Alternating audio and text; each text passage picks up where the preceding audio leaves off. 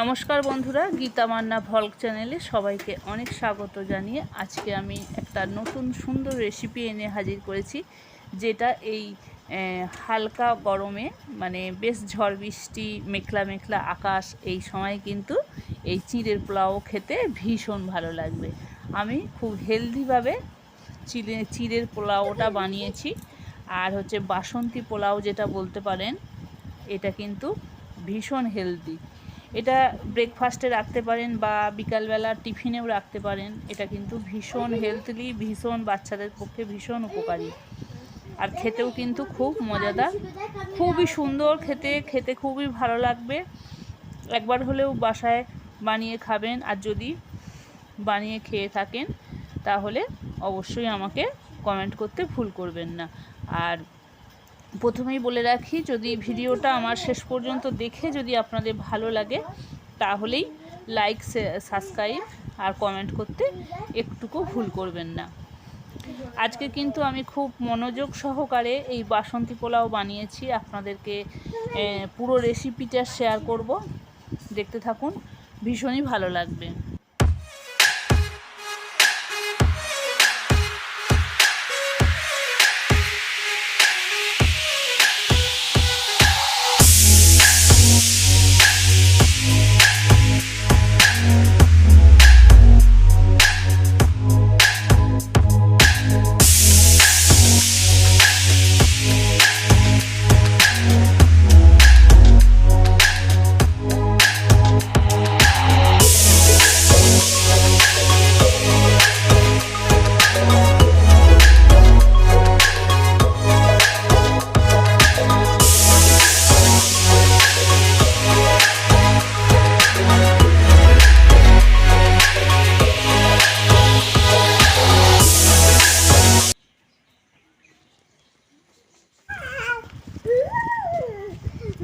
চিঁড়ের পোলাও করার জন্য আমি প্রথমে নিয়ে নিলাম হচ্ছে 400 চিঁড়ে নিয়েছি। এটা হচ্ছে মোটা দানার চিঁড়ে, যেটা পাতলাটা নেবেন না। ওটা হচ্ছে জলে যখন ধোবেন একেবারে ভিজে গিয়ে শুকনো মানে হবে না, কাদা কাদা হয়ে যাবে, সেটা ঝরঝরে পোলাও হবে না। তাই মোটা চিঁড়েটা নিলে এটা একবার জল দিয়ে তো ধুতেই হয় পরিষ্কার করার জন্য, ধুলে কিন্তু মোটাভাবেই থাকে এটা আর এবং ঝরঝরে হয়।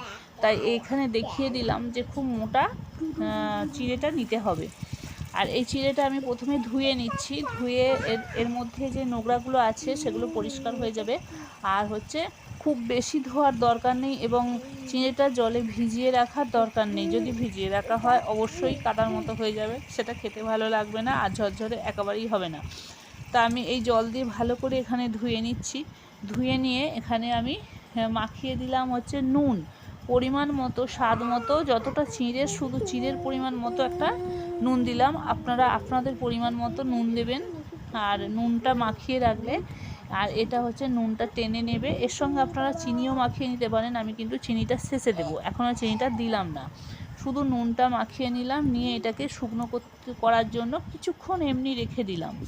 কড়াতে এখানে তেল গরম করে নিয়েছি। এখানে কাঁচা বাদামগুলো খুব ভালো করে ভেজে নেব, বাদাম দিয়ে করব। আর এই বাদাম হচ্ছে ভালো করে ভেজে নিতে হবে।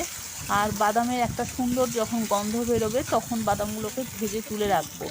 আর বাদামগুলো কিন্তু খুব বেশি করে করা, এখানে নুন দিয়ে দিলাম, নুন দিয়ে ভালো করে আর একটু ভেজে নেব। আর বাদামে একটু নুন দিলে বাদামটা খেতে সুন্দরই লাগে, টেস্ট লাগে। আর বাদাম হচ্ছে খুব বেশি করার দরকার নেই, কারণ পুড়ে গেলে দেখতে খারাপ যেমন লাগবে, খেতেও মুখে খুবই খারাপ লাগবে। একটা বাদাম যদি পচা গন্ধ হয় বা খারাপ হয় তখন কিন্তু মুখের স্বাদটা পুরো পাল্টে যায় এবং খারাপ লাগে। তা সেখানে আমি বাদামগুলো দেখুন আমার খুব একটা সুন্দর একটা স্মেল বেরিয়েছে এবং বাদামগুলো ফুটতে শুরু করে দিয়েছে, তার মানে ভাজার শেষের দিকে হয়ে এসেছে। আর এখানে কিন্তু বাদামগুলো কিন্তু একটা ফটফট ফটফট করে একটা আওয়াজ হচ্ছে, তার মানেই বুঝতে হবে বাদামগুলো ভাজা হয়ে গেছে। এখানে আমি কিছু কিশমিশ মিশিয়ে দিলাম, কিশমিশগুলো একসাথেই ভেজে নিচ্ছি। কিশমিশটা প্রথমে ভাজার দরকার নেই, কারণ এটা খুব আলতুভাবে ভাজতে হবে, খুব বেশি সময় লাগে না, কারণ পুড়ে যাবে এটা। তা এখানে আমার হয়ে গেছে, আমি তুলে নিচ্ছি। আর খুব বেশি করে আরও যদি ভাজতে থাকি তাহলে কিন্তু পুরো জিনিসগুলোই পুড়ে যাবে। তাই আমার হয়ে গেছে। এখানে আবার ওই তেলটার মধ্যেই আমি দিয়ে দিলাম আলু আর গাজর। আলু আর গাজরগুলো আমি লম্বা সাইজে কুচিয়ে নিয়েছি। এখানে আপনারা যদি গোল গোল কুচিয়ে নেন তাহলে খুবই ভালো হবে। আমি আর একদিন চিঁড়ের পোলাও করেছিলাম, সেখানে গোল গোল দিয়েছিলাম বলে আজকে লম্বা টাইপের কেটেছি। এখানে একটা পাকা টমেটো কুচি দিয়ে দিলাম। টমেটোটা দিলে দেখতে যতটা ভালো লাগে, বেশ লাল লাল, তেমনি বেশ টকটক মতো আসে, মানে টেস্টটা আরও দ্বিগুণ বাড়িয়ে দেয়। তাই টমেটোটা অবশ্যই দেবেন। আর এখানে কিন্তু আপনারা আপনাদের পরিমাণ মতো আর পছন্দের সবজিও দিতে পারেন, যে কোনো সবজি দিতে পারেন। আমি আমার পছন্দের মতো সবজি দিয়েছি। এখানে আমি গাওয়া ঘি দিয়ে দিয়েছি আর দারুচিনি, লবঙ্গ, এলাচ দিয়ে দিয়েছি। দিয়ে এইটাকে ভালো করে নেড়ে চেড়ে এর মধ্যে আমি এবার দিয়ে দেব যে আগে থেকে যে আলু ভাজা আর কাঁচা লঙ্কা দুটো দিলাম, চিড়ে দিয়েছি। আর একটু ঝাল ঝাল করতে চাইছি, একটু ঝাল ঝাল হলে মুখে একটু সুন্দর টেস্ট আসে।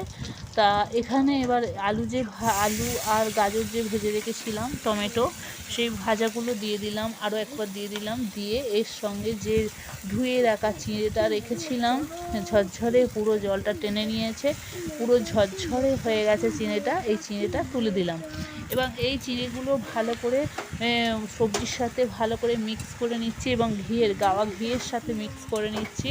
এখানেই কিন্তু আমার পোলাওটা রেডি হয়ে গেছে। আর দেখুন এখানে আমি আরও এক চামচ গাওয়া ঘি দিয়ে দিচ্ছি। ঘিটা দিলে কী হয়, গন্ধটা খুব সুন্দর আসে এবং খেতে টেস্টি হয়। এখন আমি এটাকে ভালো করে নাড়াচাড়া করব। তারপরে এটাকে আমি চিনি দিয়ে দেব। 1 চামচ আমি চিনি দিয়ে দিলাম। আর চিনিটা কিন্তু আপনারা আপনাদের ব্যালেন্স মতো দেবেন, কম বেশি করে নেবেন। চিনিটা দিলে কি হয়, একটু বেশ মিষ্টি মিষ্টি হয়, খেতে বেশ ভালোই লাগে।